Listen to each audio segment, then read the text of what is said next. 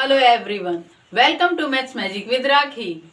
आज हम साधारण ब्याज मतलब सिंपल इंटरेस्ट का पार्ट 2 लाए हैं।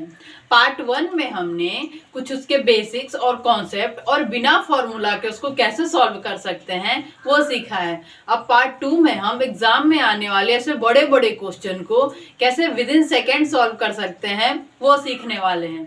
देखो यहाँ क्या लिखा हुआ है, यदि साधारण ब्याज की दर 11% से बढ़कर 13% हो जाती है, ठीक है, तो एक व्यक्ति को 2 साल में 400 रुपए अधिक ब्याज मिलता है, ठीक है।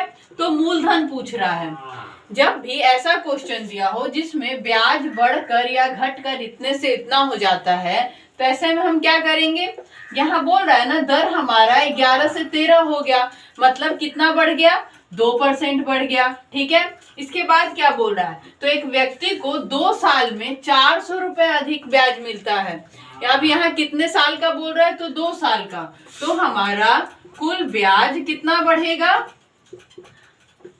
कुल ब्याज हमारा कितना बढ़ेगा, तो कुल ब्याज हमारा बढ़ेगा 2 × 2 = 4%।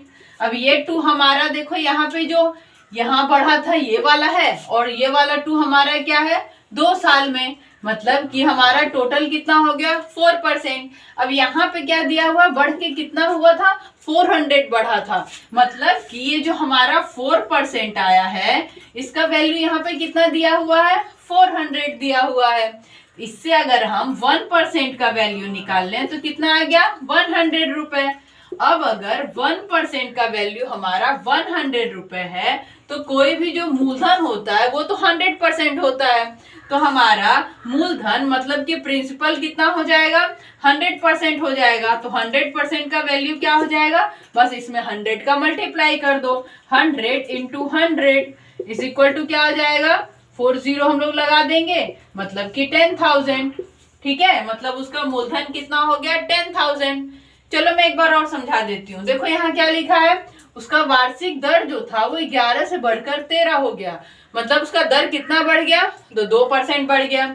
अभी ये क्या बोल रहा है 2 साल में उसको 400 रुपए अधिक दिया है, तो कुल ब्याज हमारा कितना बढ़ेगा, तो ये 2% बढ़ा था, एक तो ये हुआ और 2 साल के लिए बढ़ा था, तो मतलब हो गया 4%। और कितना हुआ, तो 400 रुपए, मतलब कि 4% का वैल्यू हमारा यहाँ पे 400 रुपए दिया हुआ था। तो अब यहाँ से 1% का वैल्यू कितना आ जाएगा, तो 100 रुपए आ जाएगा। कोई भी जो हमारा प्रिंसिपल होता है ना वो हमारा 100% होता है, तो अगर 1% का वैल्यू 100 रुपए है तो 100% कितना हो जाएगा, बस उसमें 100 का मल्टीप्लाई करो और आ गया हमारा आंसर। चलो हम एक और क्वेश्चन देखते हैं। देखो हमारा नेक्स्ट क्वेश्चन क्या है, 2000 की राशि पर 3 साल में ब्याज की दर में 3% की कमी हो गई है, ठीक है। तो ब्याज कितना कम हुआ वही ये पूछ रहा है। अभी यहाँ देखो क्या बोल रहा है कि 3 साल में 3% की दर से, मतलब टोटल हमारा कितना कम हुआ, तो 3 × 3 = 9%। अब अगर हम ये जो प्रिंसिपल हमारा दिया हुआ है, प्रिंसिपल हमारा कितना दिया हुआ है 2000 रुपीज, इसका अगर हम 9% निकाल दें तो वही ब्याज हो जाएगा, क्योंकि यही तो बोल रहा है कि 3 साल में 3% की दर से कम होता है, ठीक है। और तो ये पूछ रहा है कि ब्याज बताओ, मतलब कि हमारे यहाँ ब्याज कितना आ गया था 9% आया है, तो 2000 का हम 9% निकाल देंगे और आ गया हमारा आंसर। अभी ये 2 जीरो से ये 2 जीरो कट गया तो कितना आ गया 180 रुपीज, मतलब कि जो हमारा कितना ब्याज आया तो 180 रुपये आया। चलो अब हम टाइप 2 देखते हैं। देखो यहाँ क्या क्वेश्चन लिखा हुआ है, कोई धन साधारण ब्याज पर 2 साल में 2100 रुपए और 5 साल में 2400 रुपए हो जाता है, तो मूलधन बताओ। जब भी ऐसा दिया रहे ना 2 साल में इतना, 5 साल में इतना, या 4 साल में इतना, 6 साल में इतना, जब भी ऐसा क्वेश्चन दिया रहे ना तो बस हम इसमें अंतर निकालेंगे और आ गया हमारा आंसर।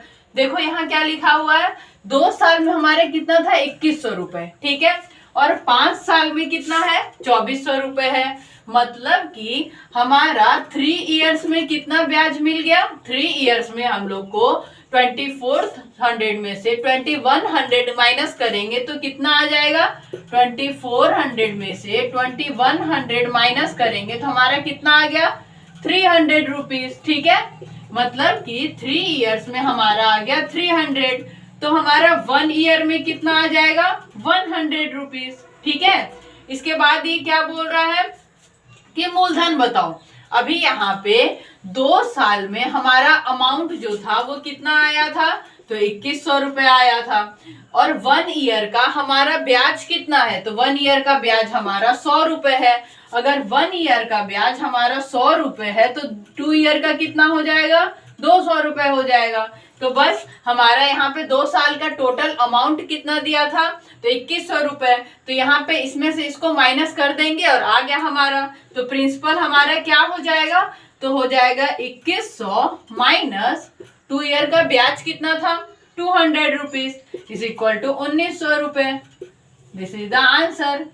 आपको आया ना समझ में। देखो यहाँ क्या बोल रहा है कि 2 साल में 2100 रुपए है और 5 साल में 2400 रुपए है, मतलब कि दोनों का अंतर कितना हुआ 2 साल और 5 साल में 3 इयर्स का गैप है। तो 3 साल में हमारा ब्याज कितना बढ़ा, तो 300 रुपए बढ़ा। ठीक है, इसके बाद क्या बोल रहा है, अगर 3 इयर्स में 300 है तो 1 ईयर में कितना हो जाएगा हमारा 100 रुपीज हो जाएगा। इसके बाद क्या बोल रहा है कि मूलधन बताओ। अगर हमारा 2 साल में टोटल अमाउंट जो है वो 2100 रुपए है, तो हमारा प्रिंसिपल कैसे निकल जाएगा, टोटल अमाउंट में से अगर हम ब्याज माइनस कर दें तो हमारा प्रिंसिपल निकल जाएगा। टोटल अमाउंट हुआ हमारा 2100 रुपए और हमारा 1 ईयर में अगर 100 रुपए था तो 2 ईयर्स में 200 रुपीज हो जाएगा। बस 2100 में से 200 माइनस कर देंगे, आ गया हमारा 1900। चलो हम एक और क्वेश्चन देखते हैं। देखो नेक्स्ट क्वेश्चन क्या लिखा हुआ है, एक धन 3 इयर्स में 560 रुपीज एंड 5 इयर्स में 600 रुपीज हो जाता है, तो ब्याज की दर पूछ रहा है। ये भी अंतर वाला क्वेश्चन है। अब यहाँ पे क्या बोल रहा है कि 3 साल में हमारा 560 रुपए था और 5 साल में वो 600 रुपए है, मतलब कि 2 इयर्स में कितना ब्याज हुआ, तो इसमें से इसको माइनस कर देंगे। 600 minus 560 is equal to 40 rupees. ठीक है, मतलब कि 2 इयर्स में हमारा आ गया 40 रुपीज, तो 1 ईयर में हमारा कितना आ जाएगा, तो 20 रुपीज आ जाएगा। ठीक है, इसके बाद देखो क्या बोल रहा है कि 3 साल में जो हमारा अमाउंट था वो कितना था 560 रुपए था। 3 इयर्स में हमारा अमाउंट कितना था, तो 3 इयर्स में हमारा 560 था। तो 3 यहाँ पे 1 ईयर का जो ब्याज है वो हमारा 20 रुपए है, तो हमारा 3 इयर्स का ब्याज कितना हो जाएगा, इसमें इंटू 3 कर देंगे तो आ गया हमारा 60। ठीक है, इसमें से अब 3 इयर्स का अगर अमाउंट 560 है तो 3 इयर्स का हमारा प्रिंसिपल कितना आ जाएगा, 3 इयर्स का प्रिंसिपल कितना आ जाएगा 560 माइनस 3 इयर्स का ब्याज, तो ये हो गया हमारा 60 इज इक्वल टू कितना हो जाएगा 500 रुपीज। ठीक है, इसके बाद क्या बोल रहा है कि रेट बताओ। अभी हम रेट अब कैसे निकालेंगे, जो हमारा 1 ईयर में कितना रुपए था ब्याज, तो 20 रुपए था। ठीक है, प्रिंसिपल हमारा कितना है 500 रुपीज है इंटू 100। बस इसको सॉल्व करेंगे और आ गया हमारा आंसर। इसको सॉल्व करके आप रेट कमेंट में बताना और जरूर बताना आपको क्लास कैसा लगा। अगर आपको मेरे वीडियोस अच्छे लगते हैं तो वीडियो को लाइक और शेयर करो और चैनल को सब्सक्राइब करो। Thank you, bye bye.